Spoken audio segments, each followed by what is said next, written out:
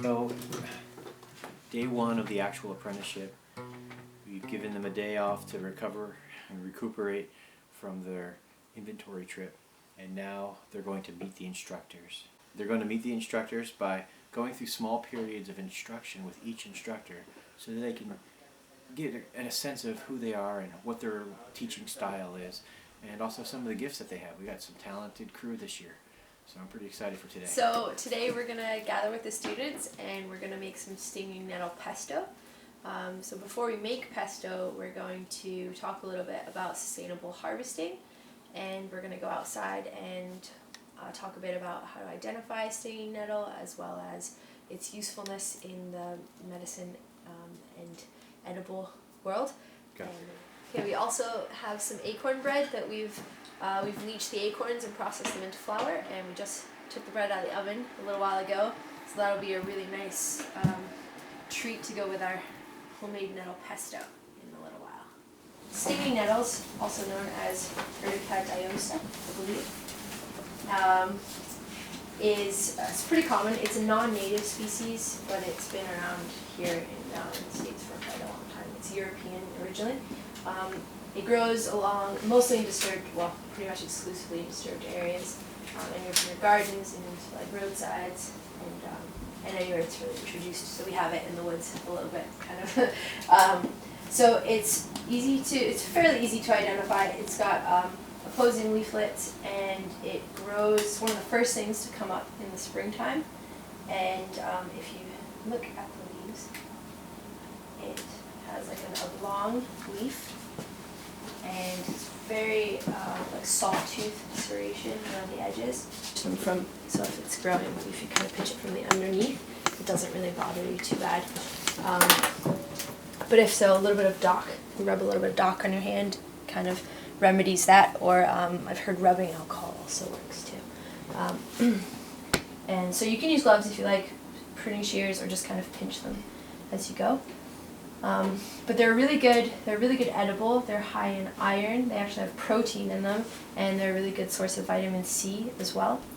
And medicinally, they're really beneficial because they're good as like a blood tonic. They kind of pull toxins from the blood. They're also a diuretic, so they kind of help flush your system out. Really good for overall kind of well-being. So we're going to go harvest some outside here. So we have shears if you want them, and we'll take our basket. And we want to be responsible as we're harvesting. We'll talk about that a little bit outside though. So if you want to grab shears, go ahead. Otherwise, you can just use your fingers.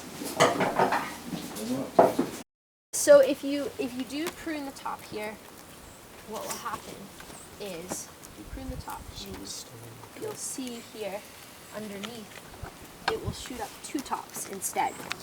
So by harvesting the very top leaves, you're actually essentially we're going to create a more bountiful harvest more later. Bushier. Yeah, exactly.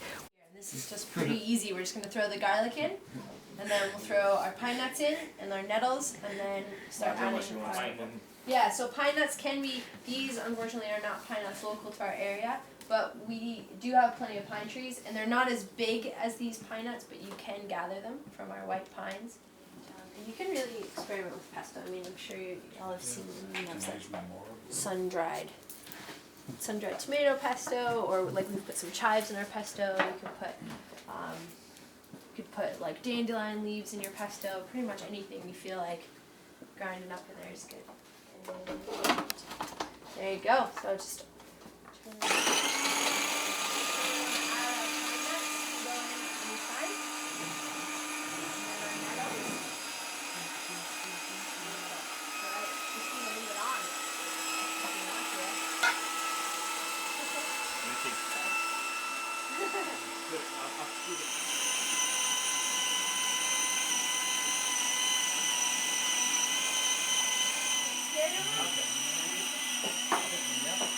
Does anyone have like a little tingling in their fingers? Tiny bit. Tiny bit, yeah. Gives me more tingling. You just need to add that until it's at a good consistency, and then the lemon,